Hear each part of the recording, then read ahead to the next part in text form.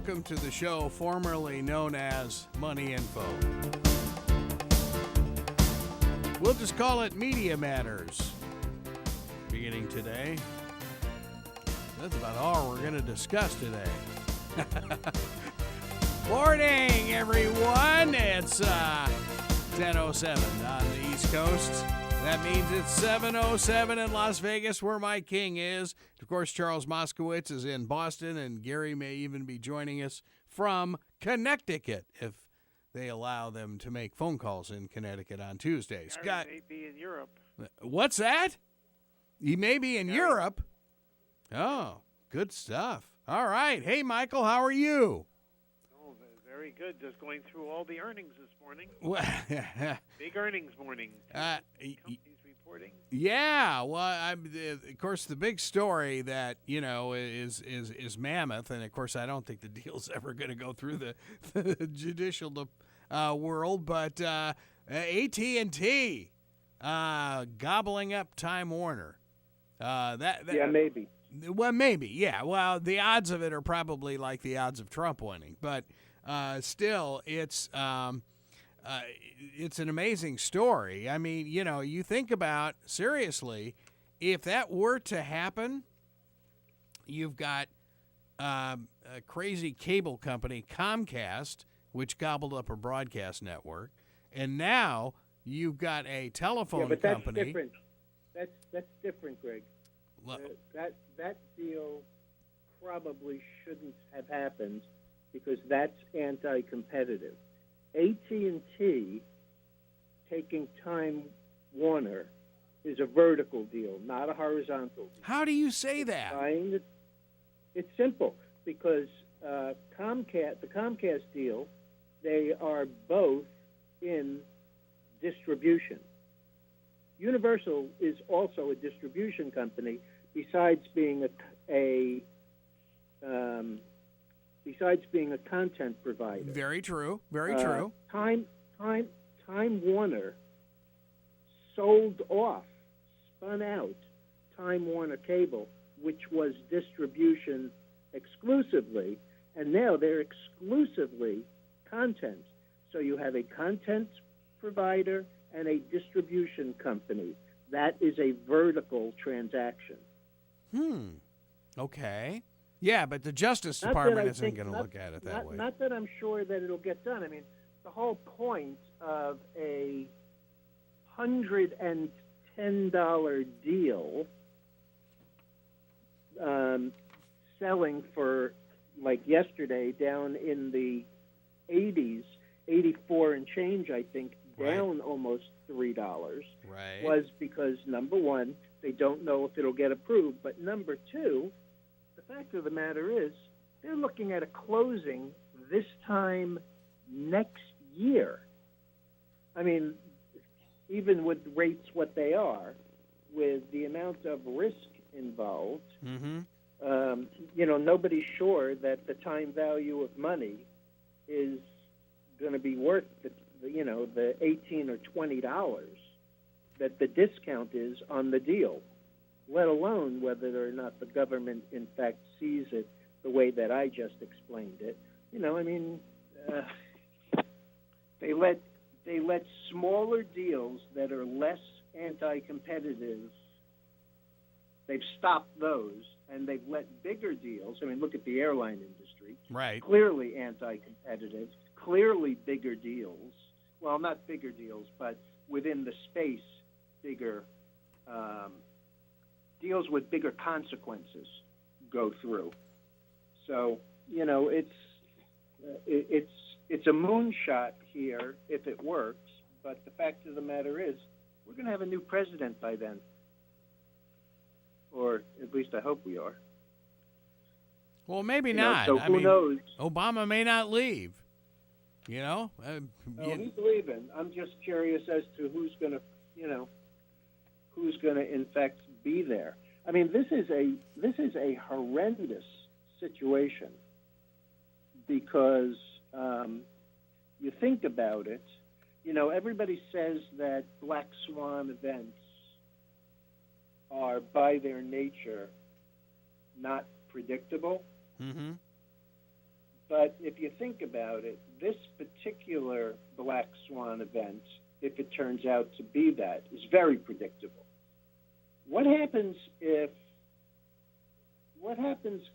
the popular vote and the electoral vote, and I'm not saying that it will, but what happens if, we get some sort of a spread in there that doesn't look quite right, and that Trump, being the loser, I'm assuming, sues and runs it to the Supreme Court, where we're 4-4, and that's the way the vote would come down.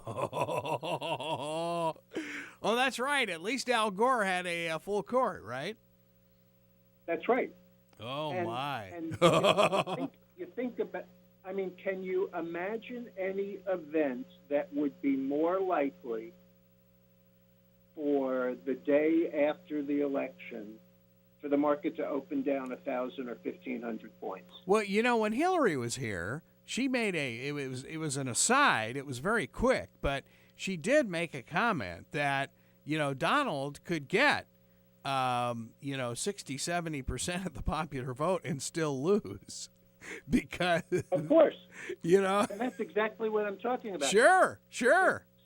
If it's, let's say it was 50-50 and she won the Electoral College, that's fine. I can't imagine there'd be a problem with that because that's the way it's set up.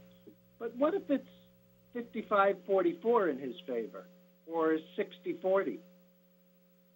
Those are numbers that they're looking at, and this is what I call a low probability, high impact event.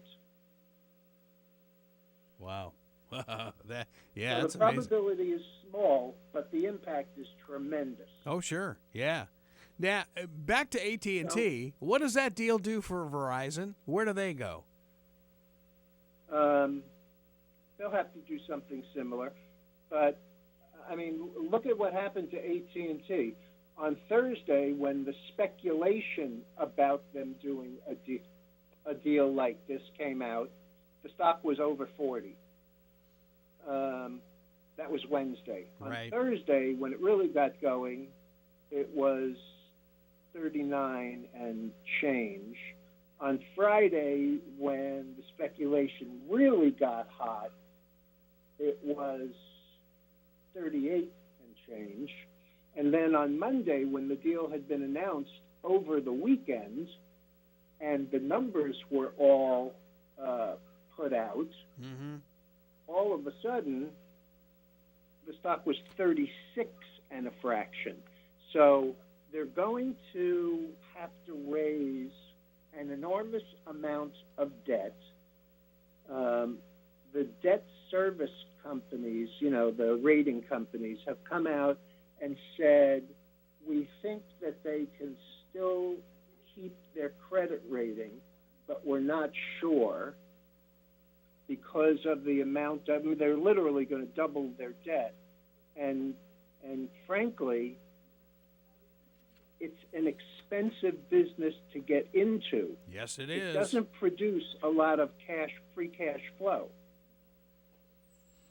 So it's not like it's going to be accretive from day one, where, you look at some of these other companies that are doing deals. You look at the Rockwell deal from yesterday, Rockwell Aviation, COL, and BEA Aerospace. Rockwell handles the avionics. BEA handles the cabin interior seats, overhead bins, etc. For, that's a deal that is also vertical, makes a lot of sense. Sure. And both companies will contribute from day one. They're not competitors. They're adjuncts to each other. And that deal makes sense in that the day after they merge, and I'm sure they'll have to have layoffs or, whatever. But the fact is, you can see where they're not going to have a problem servicing whatever debt they would have to do because they're two cash flow producing companies. I mean, you know what it's like in your business. I mean, content development is a cash-sucking business. And God forbid, you have 2 or 3 bad movies or shows in a row, and you're really in trouble. Yeah, and as I have said several times, that is the problem with the television industry now. When movie companies started buying television networks, because they did not understand TV at all, and they still don't. We're not like it's movies. Like in the 80s. Yep. It's like in the 80s when the Japanese had all that money floating around. Sure. And didn't quite understand what they were getting into when they bought Rock Center and Sony Pictures. Right. Well, you look back on you'd say content sucking income thing. Well, exactly. I mean, when we started ESPN, which is the fall of 1979, for the first 4 years until ABC, or actually Cap Cities, bought ESPN, we were losing $100,000 a day. $100,000 a day. Okay, let's fast forward that to 1986. I had just left ESPN and joined Metro Media, which 2 weeks later became Fox.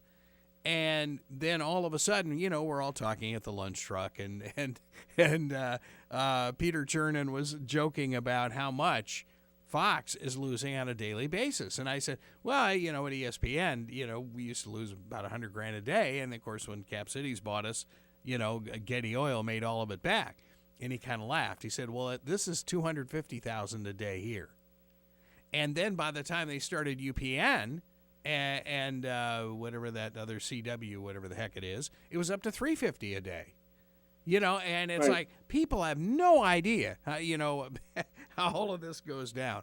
By the way, I have to talk about, keeping this in the media area, the big story that hit yesterday. And it's not big story to what you and Mike would normally look at, but it certainly is to us in our sphere. As you well know already, with the Skyline Medical Show, which is already over 1,000 viewers on YouTube. Unbelievable, isn't it? Yes, it is. And YouTube made a major announcement yesterday. They signed an agreement with CBS, coming soon, NBC, Walt Disney, and of course, part of Walt Disney is ABC, ESPN. I mean, you name that empire there. To launch an OTT service, and it's going to cost $25 a month. You're going to get all this stuff, and of course, this goes around cable, which is where we are going. And let's see, it's going to be called Unplugged. So just kind of keep an ear open for that over the next 6 months or a year, because actually they're talking about launching maybe mid-2017. And they're providing maybe 2 or 3 separate OTT channels just for these big companies. Now, the big companies may adjust some of their programming that they might not put on over the air. So this is really huge. And again, it gets back to content, and it's going to be very interesting to see what happens. And that's why we are so excited once we hit our subscriber base and can actually go on YouTube Live, because that's going to change everything. By the way, I need good digital pictures of you and Mike. So you guys could email those here, because that's what we're going to be using until we get our Skype setup going. And then once you get involved in that, then we'll be able to see you guys while you're talking. So okay. Yeah, it'll be very cool. I want to mention something else that I heard yesterday afternoon, very late in the day. Yep. About Twitter. Do you know that there are companies that use Twitter for customer service? No. I haven't heard that. There are. I had never heard it either. Wow. There was somebody talking about Twitter and its value versus Netflix. Okay. And the discussion wasn't that they're like companies. The discussion was that when Twitter, that there are all these companies, several and very large ones, using Twitter for nothing to do customer service, using tweets back and forth on unpaid Twitter feeds because it's so quick and it's so easy, etc. And then somebody brought up the comparison. There are, I don't remember what the number is, 300 million Twitter users, and that there are however many Netflix users there were. And that when 2 years ago, or 3 years, whenever it was, that Twitter raised their price $10, they lost 10% of their following. Ooh, ouch. Overnight. Well, you remember, that's when Yes. the stock went from Yes. wherever it was, it went down 30%. Uh-huh. Anyway, so this guy, who is certainly not somebody that I would laugh at, said, so if Twitter decided to charge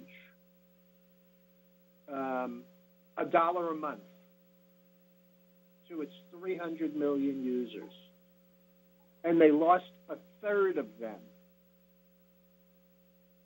so they'd have 200 million users at $1 a month.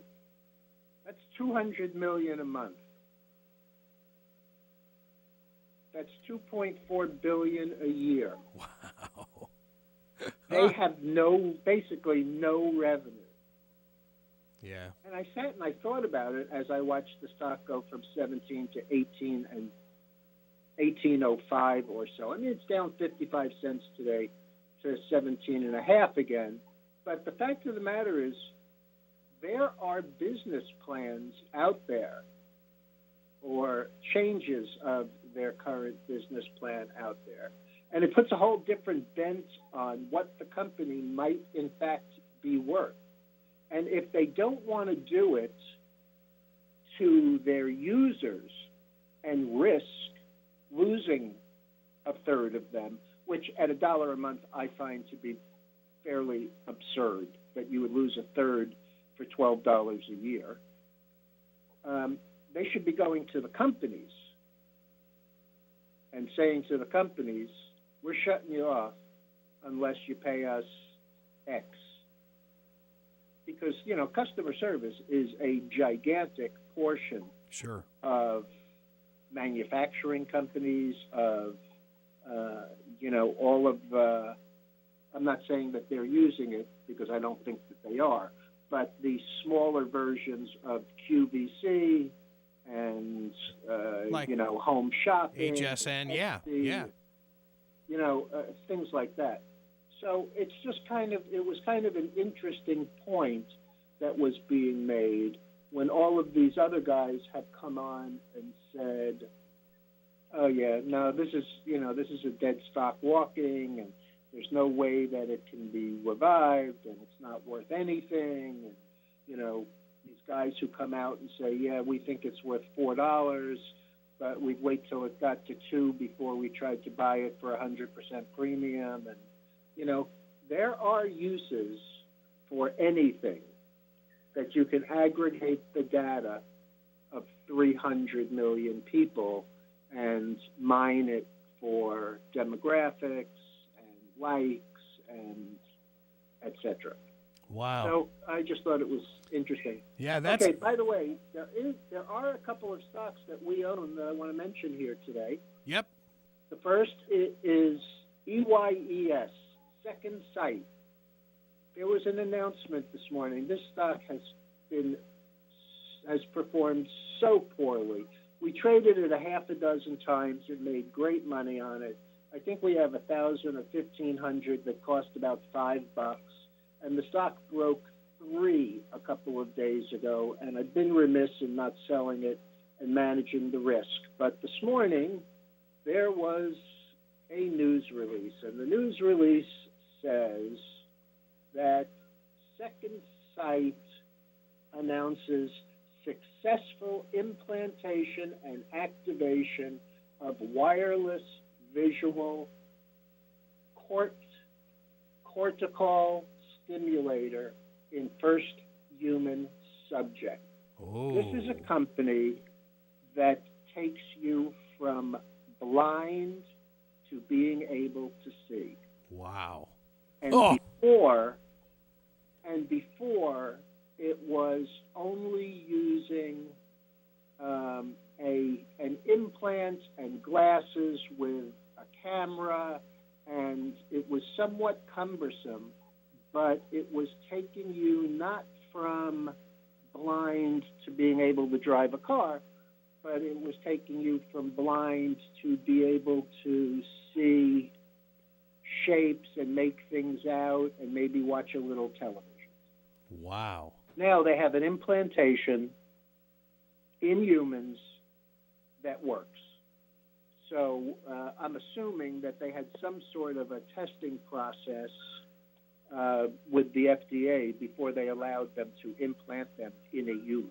Have you guys ever talked about this stock before? This is the first I've heard of it. We did talk about it back when we were trading it between 3 and 5 and 4 and okay. 7 Wow. and et cetera. Okay. Number 2, we own some Sam Adams.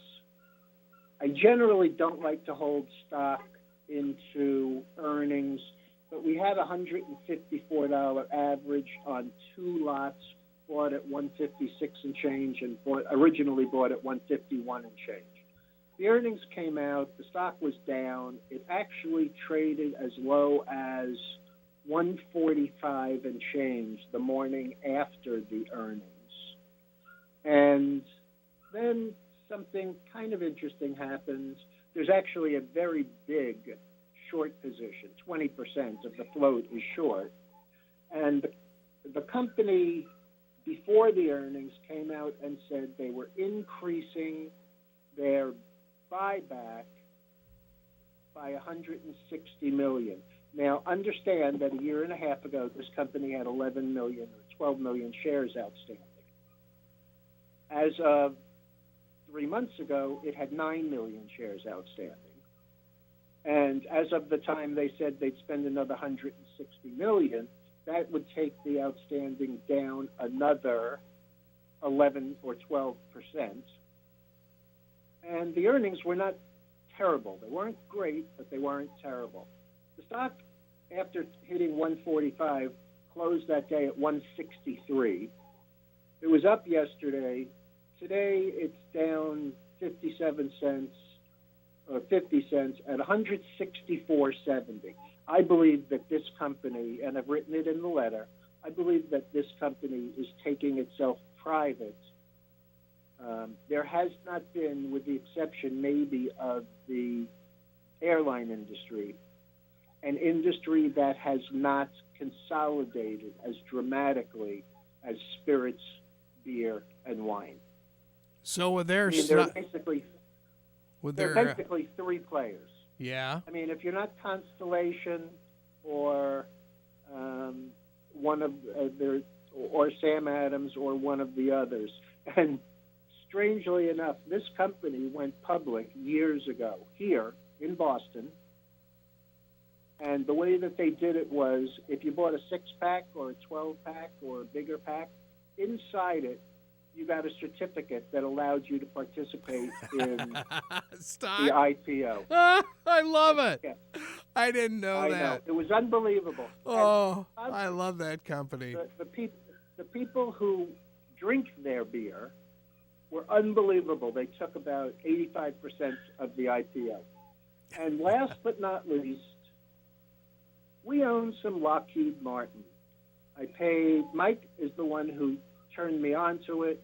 I couldn't buy the calls because they had no liquidity. So instead, we bought a small position in the stock at around 232 or 233 about 2 weeks ago. The stock sat around, did absolutely nothing. And this morning, with the Rockwell deal yesterday and the UTX announcement on earnings today, is now trading $243.87, up $11.74. Oh, man. Oh, so, holy smokes. 5% here, 5% there. Pretty soon you're talking about big return. Yeah.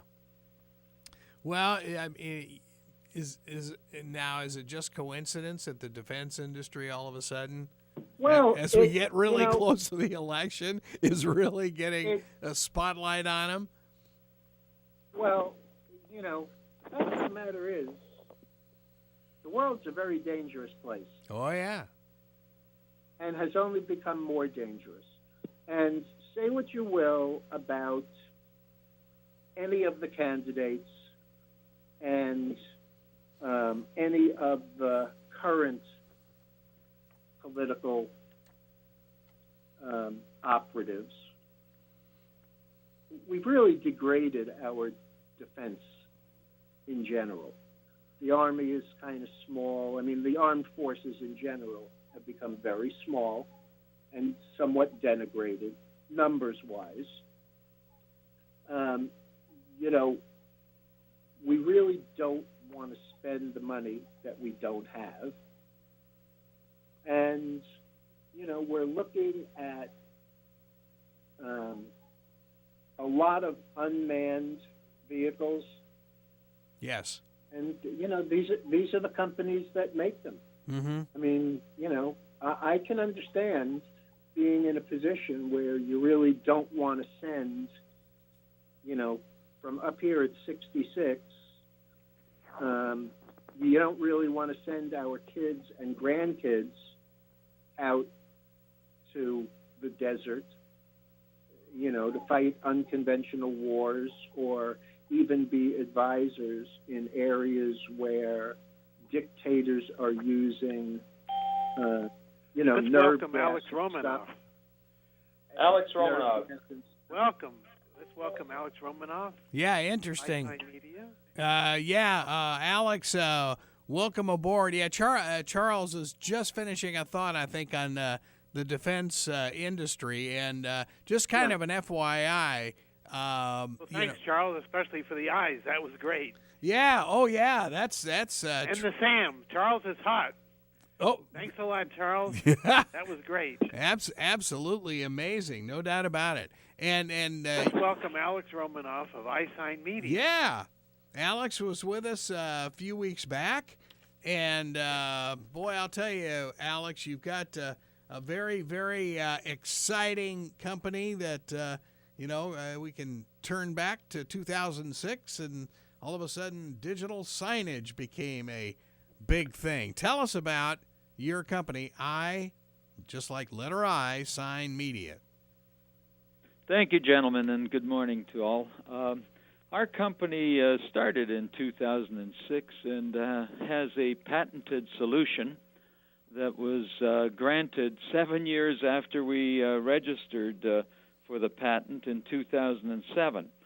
What our solution does is, quite simply, provides an IP, software solution that will identify mobile phones that come within proximity without the need of an app or a download. So it's a push solution using Bluetooth and Wi-Fi. So it'll communicate with both Android and iPhones very easily and message the phone or mobile device in proximity without taking any personal information from the individual. Interesting. Yeah. And what is intriguing today is it talks about the dual porting of stuff, and what fascinates me, is the fact that you not only use Windows, but you do use Linux. And ironically, our radio station is still using Linux for our automation system because it's more solid than Windows as an operating system. So that's very intriguing. Tell us about how you utilize both those. Well, primarily we have our own network. In other words, our Wi-Fi is not live. Our Wi-Fi is a LAN solution. And in the matter of Bluetooth, as you know, Bluetooth is a frequency that's approved by just about every Western government, and is a solution that's used to communicate from machine to machine. In other words, your PC to your printer and back. We use it as a broadcasting method. So we can broadcast 300 feet, and we utilize Bluetooth to push to any device that has its Bluetooth on, and many, many do now because people drive utilizing hands-free. And Wi-Fi, of course, is available on all smartphones, and that way the message just simply hits your browser, and you'd be alerted that there is a Wi-Fi frequency or broadband in the proximity, and you'd be able to download the message.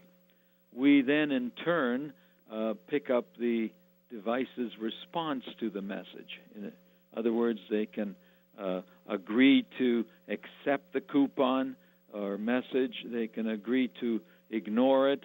They can agree to accept it and redeem it.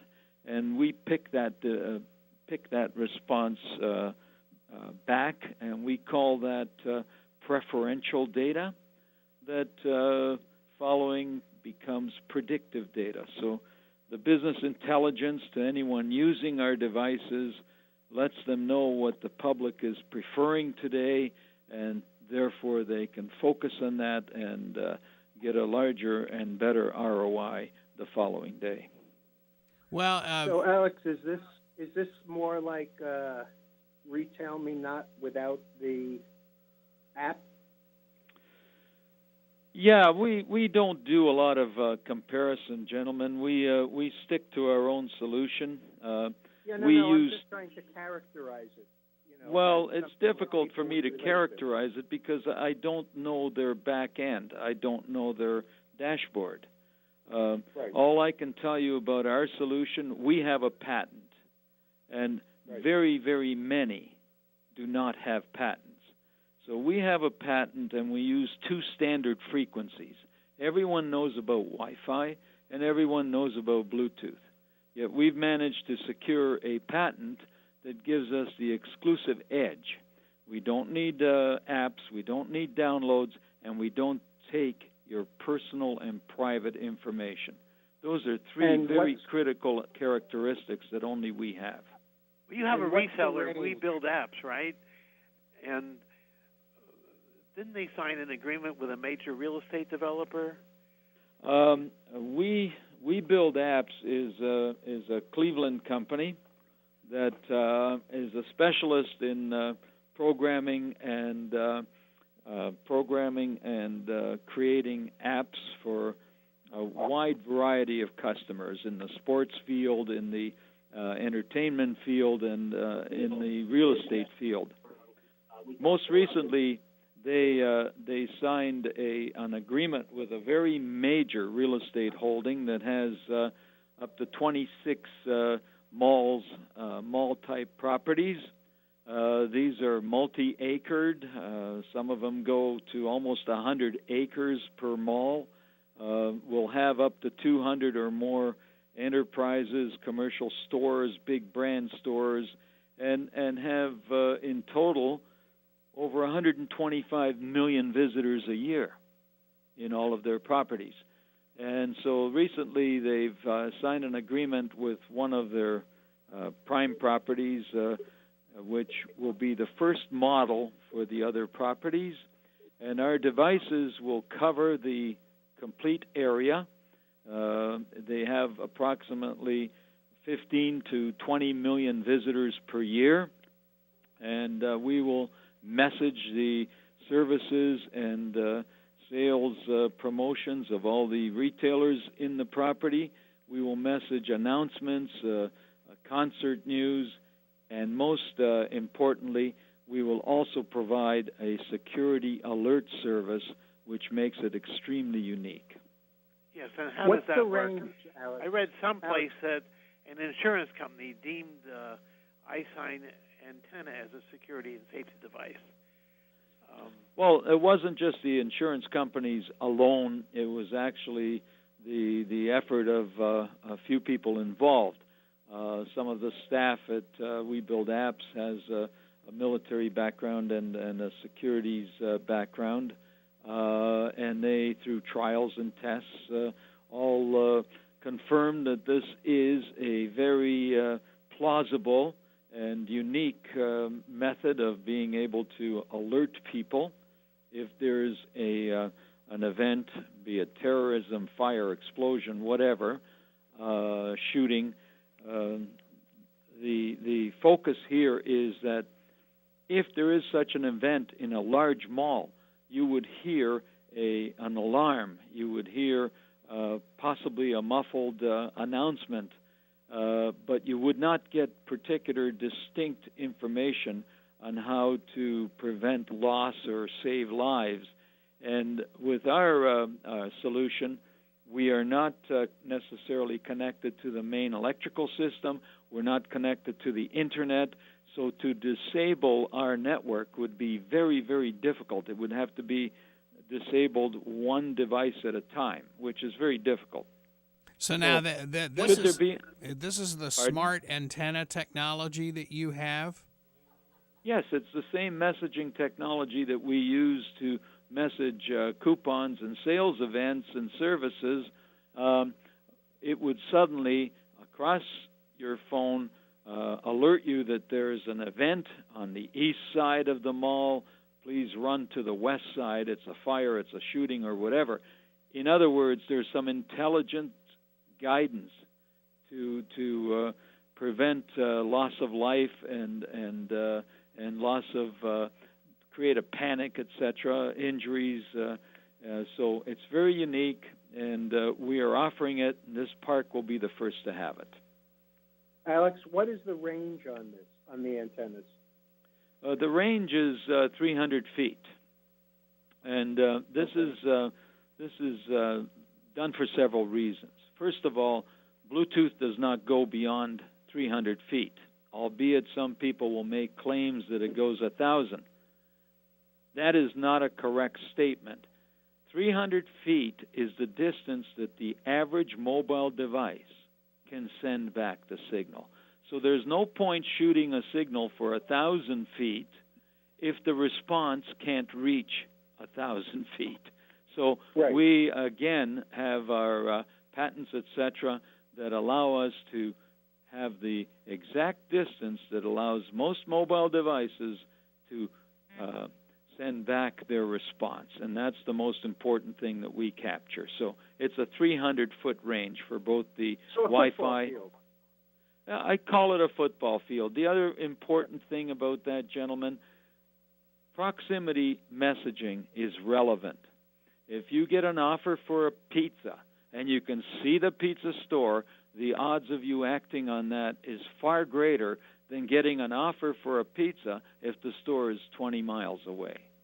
Wow. So, right. So proximity has relevance. Yeah. So now how many smart antennas do you have to install on an average size mall? Well, in this particular case, this particular mall is targeted at 500 antennas. It can do the messaging with 100 antennas if it covers the main thoroughfare. But to have coverage for the benefit of security for visitors, etc., you have to cover everything. Stairwells, parking. There are apartments and there are businesses in this particular entertainment and commercial mall. And so every corner, every aspect must be covered. Otherwise, you can't state that all visitors are covered equally and have the same security benefit. So It's targeted currently at about 500 antennas. Wow, that's simply amazing. That's boy, you are on to something. Mike, any other questions? Yeah, how many?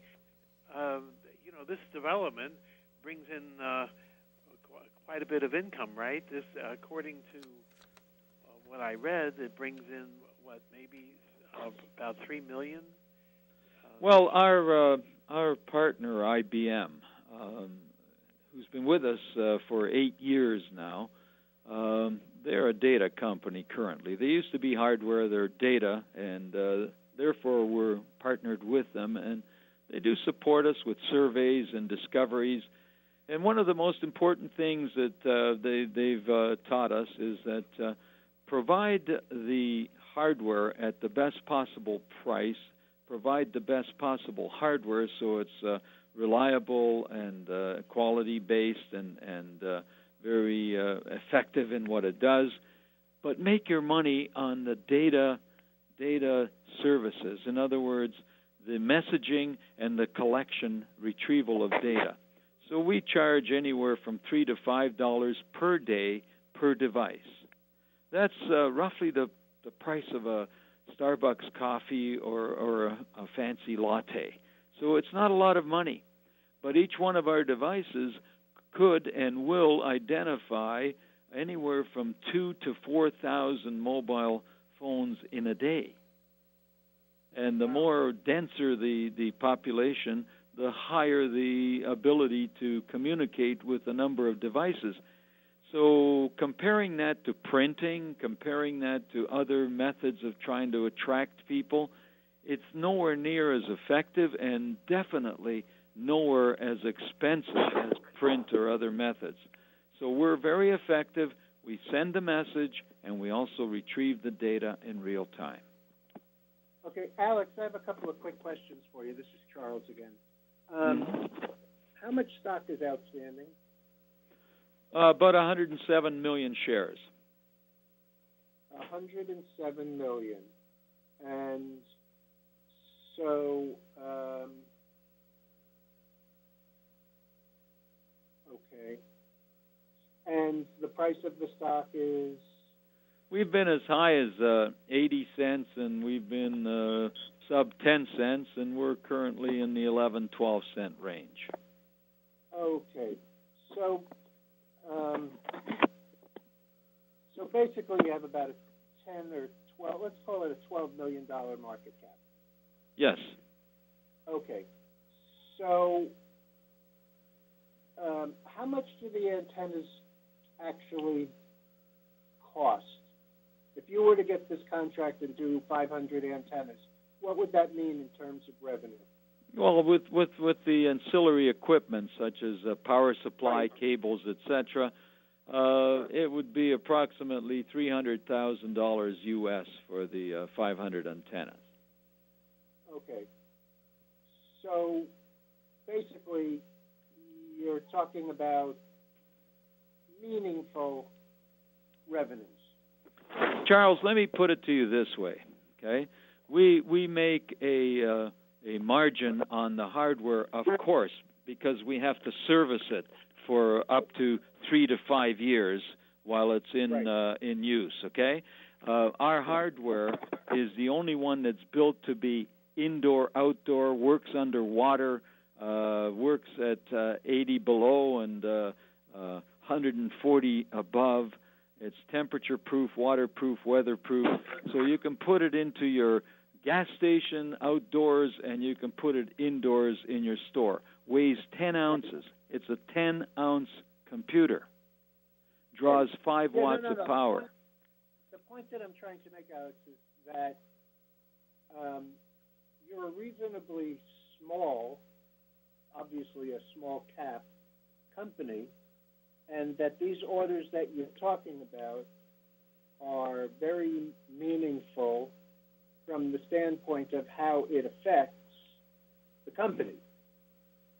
In other words, if you got 2 or 3 of these orders, if you signed up 2 or 3 of these malls this size, you would generate fairly substantial revenues relative to your size, and that based on what you're talking about as far as the service side and the length of the contract of this service side, you're really talking about a lot of leverage as to what that size of orders means to the company. In other words, if you got, if you're talking about 300,000 plus the service size, and you did 3 of them, you'd be talking about a company that would be selling at 10 times revenue, is what I'm saying, in what is essentially a fairly high-tech area where probably your valuation is based on growth as opposed to net earnings. And a company that, a company's PE tends to be approximately, especially for a small cap company or a new company, a multiple of growth, not earnings.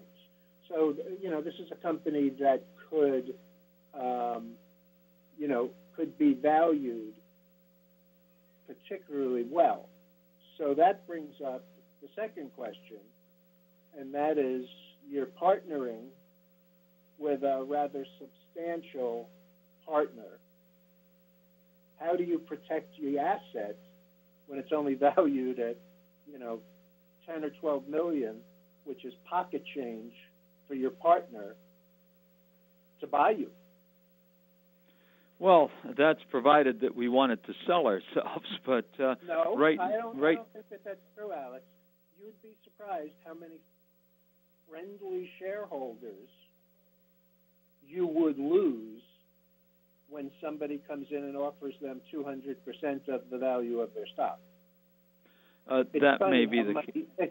It's funny how money does that, even with the friendliest of shareholders. Well, absolutely, Charles. So to try and answer those 2 questions, one was more of I guess, kind of a commentary instead of a question. Number one, in the case of building a network, take a 500-unit network. We get $300,000 American or $500,000 Canadian. We run our company in Canadian dollars. So we pick up $500,000. Then, of course, we're paid anywhere up to $5 per day per antenna. So that's $15,000 per day to run the data on 500 antennas. Right. Those 500 antennas, if you multiply that, could be talking to 2 million people per day. So right. For $15,000, you have the opportunity to influence 2 million consumers that come within proximity of any one of those antennas, therefore making that spontaneous decision, yes, I'll take that burger because it's half price, or I'll take that pop, or I'll buy that jacket, or whatever's being sent to them. And the benefit to the commercial enterprise using our product is that they get a fantastic ROI. We've done years of trials, and someone that's spending $5 a day very easily appreciates anywhere from $200 to $600 a day in extra sales. So that is always an extremely attractive ROI. The right. issue, to answer the second question, and that is about our share value, etc., we have a fantastic patented technology that IBM, Verizon, Baylor University, and very great large companies are associated with us for their purposes because they see what we have. But because we're a penny stock, we're in the venture exchange, and we are totally overshadowed by the nonsense that is spewed daily about iBeacons. Supposedly there's 1 billion of them out there on Earth, and yet we never run into them. And as a solution, they are not at all like ourselves. iBeacons are short range. They require you to have an app. You can't go into a fast food place and pick up a message without downloading an app. To download an app, you have to surrender your private information, etc., etc. People do not understand what we have. The market does not understand it, and very many of our own investors have simply invested in case. Well, we're proving that case to be a fact. It's not an in-case situation. We've survived for 8 years. We have 2 patents now. We've been granted a second patent in Malaysia. We have patents pending in Canada, China. We're working on Japan. We have resellers globally. And yes, we haven't made the revenue we need to make, but we are setting up our first major network, and it has a chance to roll out to 15 other malls. Wow. Which is my point. Which is my point relative to the valuation, because the growth can be monumental, and a valuation of a new company is usually based on growth, not necessarily on the financials. Yeah, I agree with you. As long as you're positive in the ROI side,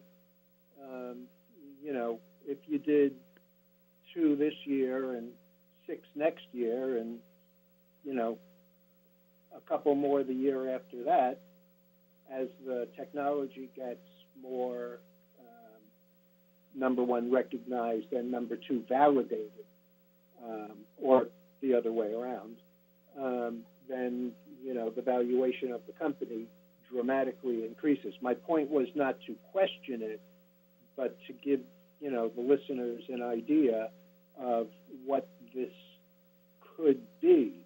I think do insurance companies provide any kind of discount if your security device is used? Well, yes, so far up to 25%. So let me give you a couple of examples. Okay, guys, I hate to cut you off, Alex. We could go on for about 10 hours. This is absolutely fascinating. You've got an amazing company called Isign Media. And Alex, if you're still with us, what's the stock symbol? Stock symbol is ISDF. Okay. ISDSF in New York, and ISDV in Canada. Okay, guys. Wow, thank you so much for being with us. Really, really informative. Charles in Boston, Mike in Las Vegas. You guys have a great day. This is WPSL Port St. Lucie, WPSL TV, webcaster to the world.